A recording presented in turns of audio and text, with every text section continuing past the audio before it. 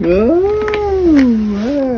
sana all. Hi mga kamotor. Charis, kala mo naman may motor, no? O ayan, gusto niyo ba makatipid and less hassle? Or kayo ba yung taong mahilig magkote-kote? Or mag-ayos ng mga bagay-bagay ganon? Especially sa may mga motor dyan. I-recommend ko to sa inyo guys. Bukod sa mga katipid kayo, matututo pa kayo mag-ayos ng sarili nyong service or ng sasakyan. Ito ay torque wrench combination. Set na din po siya with 53 pieces na din siya. Ganyan po siya kadami.